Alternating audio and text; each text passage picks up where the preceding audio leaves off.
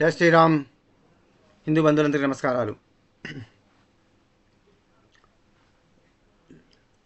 First prime minister Nehru నుంచి మొదలుపెట్టుకొని earlier SP government వరకు, అఖిలేష్ యాదవ్ ముఖ్యమంత్రి వరకు కూడా కుంభమేళాలు ఎన్నోసార్లు జరిగాయి. కుంభమేళాలు ప్రయాగరాజు లోపల, హరిద్వార్ లోపల. కానీ ఫస్ట్ నెహ్రూ గురించి మాట్లాడుకుందాం మనం. 1954 అరౌండ్ అప్పుడు, ఆ సమయంలో కూడా కుంభమేళా వచ్చినప్పుడు మౌని అమావాస్య, మొట్టమొదటి రోజు మౌని అమావాస్య అంటారు. ఆ రోజు బాగా షాహీ స్నాన్ అంటారు ఉత్తర భారతదేశంలో పట. ముఖ్యంగా నాగా సాధువుల అంతా ఫస్ట్ వాళ్ళు వస్తారు. అఘోరీస్ ఫస్ట్ నాగా సాధువులు స్నానం చేసిన తర్వాత మిగతా జనం అంతా నదిలో దిగుతారు త్రివేణి సంగమంలో పట. అయితే అప్పుడు Nehru government was so irresponsible. వాళ్ళు ఏమాత్రం కూడా ఎటువంటి మేనేజ్మెంట్ చేయకుండా, ఏమాత్రం పట్టించకుండా, వాడికి ఎంత కేర్లెస్ అంటే వాడికి నెహ్రూకు టోటల్ హేట్రెడ్ అనమాట. భారతీయ కల్చర్ అన్నా, మన సంస్కృతి అన్నా, మన మన మన సద్ధర్మం అన్నా, భారతదేశానికి సంబంధించి ఏది కూడా వాడికి నచ్చదు. వాడికి బాగా కంప్లీట్ హేట్ చేసేవాడు. వాడికి ఇస్లాం, ఇటు వెస్ట్రన్ సివిలైజేషన్ కల్చర్ అదే ఇష్టం తప్ప హిందూ అంటే ఎప్పుడైనా వాడికి హేట్ బాగా ద్వేషించిండు. ఏమాత్రం అరేంజ్మెంట్స్ చేయకపోవడం వల్ల ఇంత కొడితే అప్పుడు వచ్చింది 40 లక్షల జనమే. ఆ కాలంలో 40 లక్షలే అదే పెద్ద జనం అనమాట. 40 లక్షల జనాన్ని కూడా సరైనటువంటి అరేంజ్మెంట్స్ చేయకపోవడం, కనీసం ట్రాఫిక్ని రెగ్యులరైజ్ చేసి, కొంచెం డిసిప్లిన్ చేసి, కొంచెం పోలీసులు పెట్రోలింగ్ పెట్టి, కొంచెం వాళ్ళకి డైరెక్షన్స్ ఇచ్చి, వాళ్ళకు బ్యారికేడ్స్ పెట్టడం చేసేది ఉంటే, గార్డ్స్ కరెక్ట్ నిర్మాణం చేసి ఉండేది ఉంటే ఎటువంటి స్టాంపేడ్ జరిగేది కాదు. అప్పుడు గవర్నమెంట్ లెక్కల ప్రకారమే 4-5 వేల మంది తుకిచర్లలో చచ్చిపోయారని న్యూస్ వచ్చింది. ఇక గవర్నమెంట్ నెహ్రూ టైంలో ఓన్లీ న్యూస్ పేపర్సే కదా, మొత్తం హిందీ, ఇంగ్లీష్ న్యూస్ పేపర్స్, అన్ని ప్రాంతీయ భాషా న్యూస్ పేపర్స్ అన్ని కూడా వాడికి వ్యతిరేకంగా రాసే పరిస్థితి లేదనమాట. రాస్తే వాళ్ళు అంతు చూసేవాడు అనమాట. కాబట్టి అన్ని వాళ్ళు చెంచా పడతారు. కాబట్టి వాళ్ళు ఏం ఎంత న్యూస్ చెప్తే అదే రాసుకోవాలి. అది పరిస్థితి అనమాట. ప్యాంప్లెట్స్ మాదిరిగా ఉండేది. గవర్నమెంట్కు ప్యాంప్లెట్స్ లాగా న్యూస్ పేపర్స్ పనిచేశాయి ఆ కాలంలో. అటువంటి పరిస్థితుల్లో ఆల్ ఇండియా రేడియోలో ఏం న్యూస్ చెప్తే అదే నిజం అని జనం నమ్మవలసిన పరిస్థితి అనమాట. వాస్తవాలు తెలియలేదు. అంటే ఎన్ని వేల మంది చచ్చిపోయారో కూడా తెలియదు అనమాట. అంత ఘోరంగా, క్రూరంగా నెహ్రూ పరిపాలన సాగింది. పూర్తిగా హిందువులు కోలు గొర్రెల కన్నా అధ్వానంగా, అత్యంత హీనంగా మరణాలకు గురయ్యారు, చంపబడ్డారు. మరణాలకు గురయ్యారు, డైరెక్ట్గా చంపబడ్డారు, ఇండైరెక్ట్గా చావులకు గురయ్యారు. ఎన్ని అరాచకాలు అంటే ఒక ఎగ్జాంపుల్ మాత్రమే మీకు చెప్పాను. ఎస్పీ అంతేకాకుండా బీహార్ లోపల జస్ట్ ప్రజా ఆందోళన జరిగింది నెహ్రూ పరిపాలన లోపల. నెహ్రూ యొక్క విధానాల మీద నిరసన వ్యక్తం చేసినందుకు ఒక పెద్దగా ప్రొసెషన్ తీసుకొచ్చి పెద్ద సభలు ఏర్పాటు చేసి నెహ్రూని బాగా విమర్శించినందుకు బీహార్ లోపల వాడు ఫైరింగ్ ఆర్డర్ ఇచ్చిండు. డైరెక్ట్గా సెక్యూరిటీ ఫోర్సెస్కు ఆర్డర్ ఇచ్చి ఫైరింగ్ చేయించిండు నెహ్రూ. మీరు శాంతిదూత అంటారు వీళ్ళు. నెహ్రూ చాచా నెహ్రూ అని, శాంతిదూత అని, తెల్ల పావురం అని, శాంతి కపోతం అని, ఇలా వీళ్ళు కాంగ్రెస్ వాళ్ళు చేసిన పబ్లిసిటీ అనమాట. వాళ్ళ చెంచాలు, వాళ్ళ రాష్ట్ర పుస్తకాలు మనం చదువుకోవడం వల్ల స్కూల్ లోపల, పాఠ్య పుస్తకాల లోపల వాడు ఏదో గొప్ప శాంతి దూత, పెద్ద ప్రపంచ శాంతికి ఎంతో చేసేవాడు, తెల్ల పవరాన్ని ఎగిరిస్తాడు, శాంతి దూత అని గులాబీ పువ్వు పెట్టుకుంటాడు కొట్టి మీద అని చెప్పి వీళ్ళు ఫేక్ పబ్లిసిటీని ఇచ్చి అతను ఒక గొప్ప ఐకాన్గా, మనకు దేశానికి ఒక ఐకాన్గా అతన్ని ప్రొజెక్ట్ చేసిండ్రు. వాస్తవం ఏంటంటే తన గవర్నమెంట్ వ్యతిరేకంగా నిరసన వ్యక్తం చేసినంత మాత్రం చేత కాల్పులు జరిపిస్తే దాదాపు 400-500 మంది ఎన్కౌంటర్స్ గురైంటారు. అప్పుడు 400 మంది ఎన్కౌంటర్స్లో డెత్ అయిపోయింది. ఒక స్పాట్లో 4 ఎన్కౌంటర్లు చేసి చంపేసిండ్రు.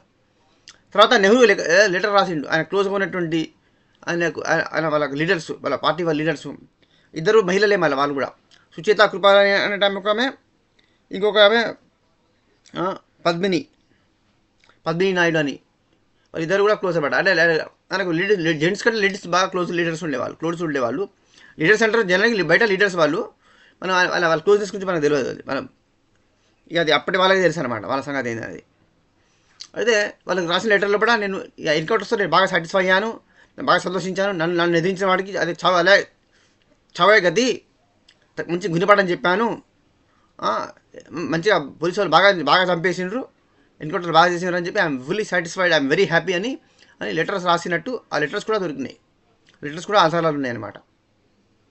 తర్వాత ఇది బయట ఈ లెటర్స్ బయటకు వచ్చింది. ఇప్పుడు దాచుకున్నారు. ఇప్పుడు వాళ్ళు సోనియా గవర్నమెంట్ వచ్చిన తర్వాత అని దాచుకున్నారు. అవన్నీ బయట పెట్టలేదు, పబ్లిక్ డొమైన్లో పెట్టి ఇప్పుడు అని ఓపెన్గా పబ్లిక్ ముందు పెట్టాలి. ఇవన్నీ కూడా వాళ్ళు చేసిన అరచకాలు, వాళ్ళు చేసిన దౌర్జన్యాలన్నీ కూడా బయట పెట్టాలి. అప్పుడు ఆ వాస్తవాలు తెలుస్తాయి. తర్వాత మళ్ళీ 12 సంవత్సరాలు వచ్చినటువంటి కుంభమేళా ఉత్సవాల లోపల కూడా అప్పుడు నెహ్రూ ప్రైమ్ మినిస్టరే. అప్పుడు ఒక ఐపీఎస్ ఆఫీసర్కి ఇన్ఛార్జ్ పెట్టిండనమాట. వాడి పేరు జమునా ప్రసాద్ త్రిపాఠి అని, ఐపీఎస్ ఆఫీసర్ను.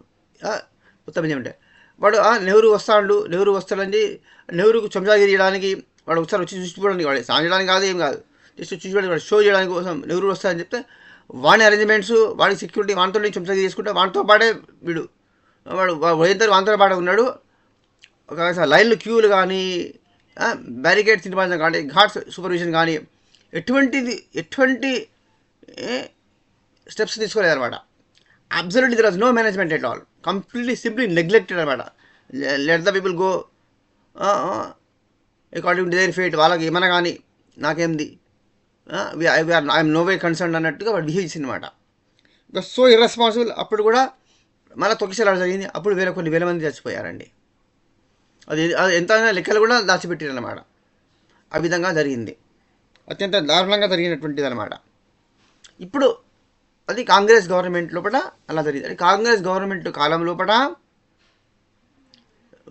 హిందువుల ప్రాణాలు కోళ్ళు గొర్రెల ప్రాణాల కంటే కూడా ఇంకా చీప్గా ఉండేదన్నమాట పరిస్థితి. వాళ్ళ గవర్నమెంట్ ఎప్పుడు వచ్చినా కూడా హిందువుల ప్రాణాల పరిస్థితి అనేది వాల్యూ అనేది ఉండదు. అవి గొర్రెల కన్నా అద్మానం అయిపోతున్నట్టు. బంగ్లాదేశ్లో ఇలా చూస్తున్నారు, కాశ్మీర్లో చూశారు, బెంగాల్లో చూస్తున్నారు, కేరళలో జరిగింది, ఇంకా జరుగుతూనే ఉంది. ఇప్పుడు కాంగ్రెస్ గవర్నమెంట్ లోపల, అంతమంది జగన్ గవర్నమెంట్ లోపల, స్టాలిన్ గవర్నమెంట్ లోపల, తమిళనాడు లోపల మనం చూసుకుని కలమంది కనబడుతున్న వాటిని కూడా మన నిజాలను గుర్తించకుంటే హిందువులు ఎప్పటికీ చైతన్యం వస్తుంది. ఇప్పుడు అది నెహ్రూ పరిపాలన అలా సాగింది. ఇప్పుడు యోగి ఆదిత్యనాథ్ ముఖ్యమంత్రి బీజేపీ నుంచి, హిందూ షేర్, ఒక యతీశ్వరుడు. యోగి ఆయనే స్వయంగా యతీశ్వరుడు. ఆయన మళ్ళీ ఒక గోరఖ్నాథ్ పీఠాధీశ్వరుడు. ఆయన ఒక మహాపీఠానికి సంబంధించినటువంటి పీఠాధిపతి. ఆయన మొత్తం ప్రయాగ తీర్థ మొత్తానికి నదికి దగ్గర పరివాహక ప్రాంతంలో కూడా 16,000 ఎకరాలు 16,000 acres ల్యాండ్ మొత్తాన్ని కూడా శుభ్రపరిచి దాన్ని మంచిగా క్లీన్ చేసి దాన్ని మొత్తం టెంట్స్, అటాచ్డ్ వాష్రూమ్స్ మొత్తం చేసిందనమాట. 16,000 ఎకరాల లోపల ఎన్ని టెంట్స్, ఎన్ని వాష్రూమ్స్ అన్నీ చేసిండ్రు. మొత్తం భండార అక్కడ ఈ 45 రోజుల కాలం కూడా ఫ్రీగా భోజనాలు ఏర్పాటు చేసేటువంటి సంస్థలకు ఫస్ట్ వాళ్ళకు అకామిడేషన్ ఇవ్వడం జరిగింది. వాళ్ళకు పోయిన యాత్రికులు ఏదో టైం వెళ్తారు, స్నానాలు చేసి పుణ్యస్నానాలు చేసి తర్వాత భోజనం చేసి రాత్రి ట్రైన్ మళ్ళీ నెక్స్ట్ ట్రైన్ కోసం ఆగాలి కదా, విశ్రాంతి తీసుకొని పండుకోవడానికి కూడా సౌకర్యాలు ఏర్పడిస్తున్నమాట. ఎటువంటి ఇబ్బంది లేకుండా అత్యద్భుతంగా ఇండియాలోనే కాదు ప్రపంచంలోనే ఇంత ఎక్సలెంట్ మేనేజ్మెంటు ఇంతవరకు ఎన్నడూ జరగలేదు. ఇది మొదటిసారి ఇంత అత్యద్భుతంగా మేనేజ్మెంట్ జరిగింది. ఫ్యూచర్లో ఇంకా జనాభా ఇంకా యాత్రికులు పెరిగితే ఇంకా డెవలప్ చేసుకుంటా ఇంకా ఇంప్రూవ్మెంట్ చేసుకుంటారు పోతారు. కానీ ఈ స్టాండర్డ్ ఈ అరేంజ్మెంట్స్ తగ్గవు.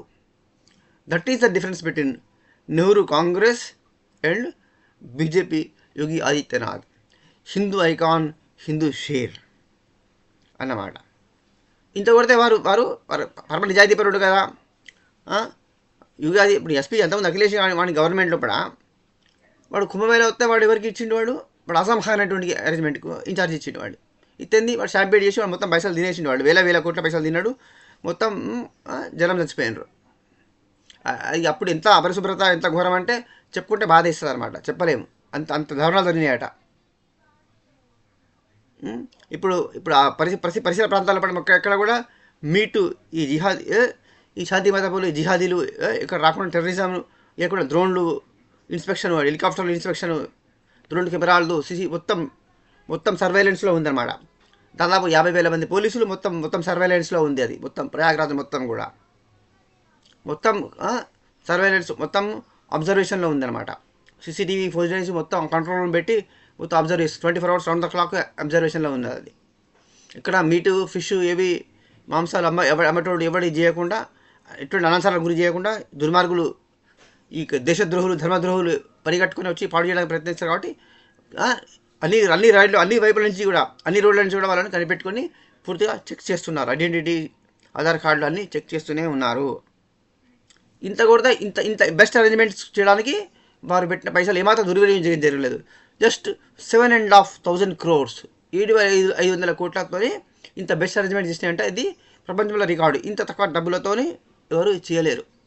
జస్ట్ 7,500 కోట్లతోనే ఇంత అరేంజ్మెంట్ చేసిండ్రు అంటే నమ్మలేరండి. ఆ 7,500 కోట్లు ఏంటిది?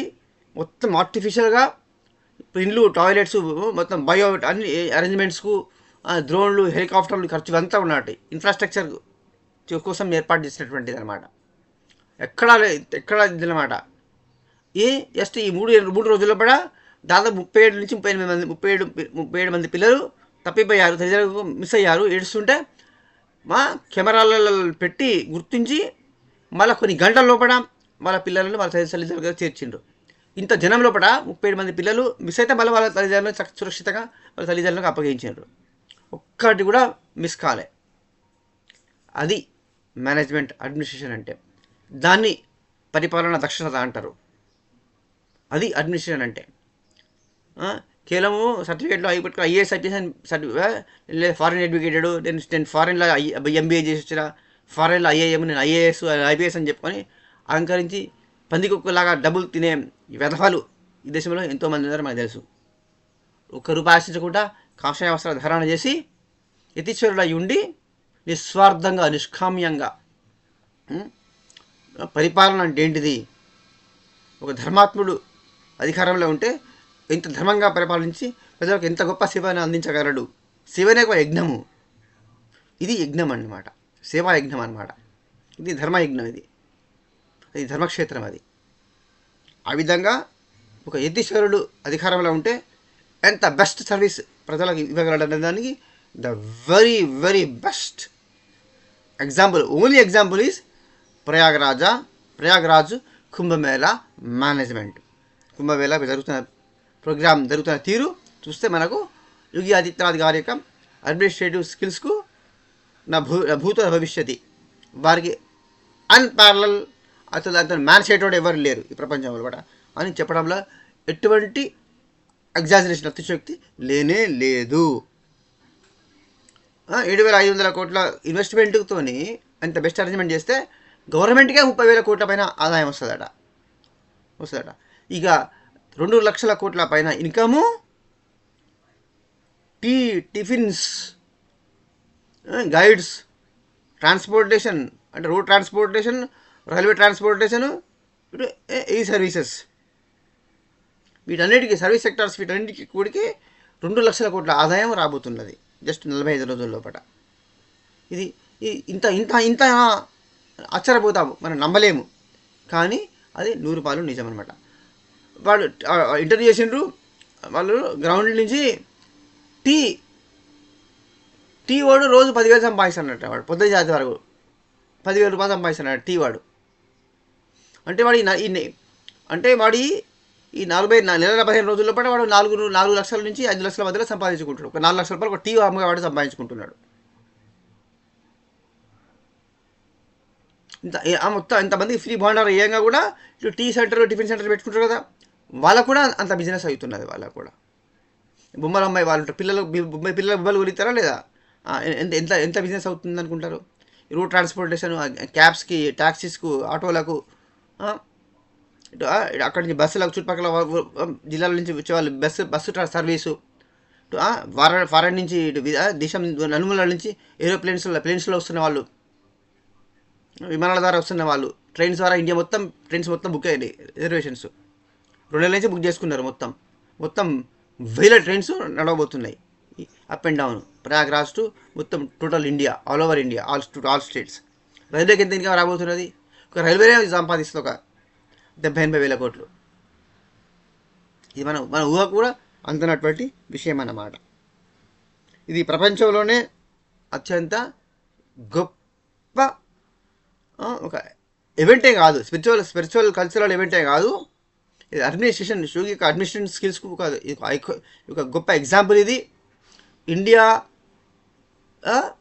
భారతదేశము ప్రపంచాల లోపల ఎవరు ఊహించలేనంత బిజినెస్ను, ఎకనామిక్ యాక్టివిటీని, ఆర్థిక లావాదేవీలు చేయగలిగే పొటెన్షియల్ ఇండియా యొక్క ఎకనామిక్ పొటెన్షియల్, అర్థం యొక్క ఎకానమీ యొక్క విస్తృతి రేంజ్ ఎంతున్నది అనేది ఇది మనకు క్లియర్గా చూపెట్టింది. ఇది దీంతో కాంగ్రెసు ఎస్పీ అఖిలేష్ యాదవ్, సీఎం వాడు అఖిలేష్ యాదవ్ గాడు, ఎస్పీ పార్టీ వాడు ఏడుస్తున్నారు. ఎందుకంటే జనము లా అండ్ ఆర్డర్తో పోల్చుకుంటారు. అప్పటికి ఇప్పుడు యోగి ఆదిత్యనాథ్ గవర్నమెంట్ పోల్చుకుంటారు. పోతే వాడు వేస్ట్ గాడు, ఈయన 100% రిజల్ట్, 100% గ్రాండ్ సక్సెస్ అని యోగి గారు అంటారు. వాడు 100% జీరో వాడు ఫెయిల్. వాడు అన్నిట్లో లా అండ్ ఆర్డర్లో ఫెయిల్, అడ్మినిస్ట్రేషన్లో ఫెయిల్, మేనేజ్మెంట్లో ఫెయిల్, ఎకానమీలో ఫెయిల్, అన్నిట్లో ఫెయిల్ వాడు. అన్నిట్లో success, economy, law and order, administration అన్నిట్లో సక్సెస్, 100% సక్సెస్ యోగి ఆదిత్యనాథ్ గారు అని ప్రజలు కంపారిజన్ చేసి చెప్తున్నారు అనమాట. వాడు జీరో, యోగి ఆదిత్యనాథ్ గారు 100% జీనియస్, ఎఫిషియెంట్ సీఎం అని ప్రజలు పొగుడుతుండేసరికి అది వీళ్ళకి వినబడుతున్నది. వీళ్ళు ఏడిసి వస్తున్నారు అనమాట, నిద్ర పట్టడం లేదు. ఇట్లయితే మాకు ఫ్యూచర్ ఎట్లా, మా పాలిటిక్స్ ఎట్లా, ఫ్యూచర్లో మేము ఎట్లా, మళ్ళీ మేము అధికారులకు ఎట్లా వస్తామని ఏడుస్తున్నారట వాళ్ళు. అది పరిస్థితి అనమాట. Please share and subscribe. జై శ్రీరామ్, జై శ్రీకృష్ణ, వందే మాతరం.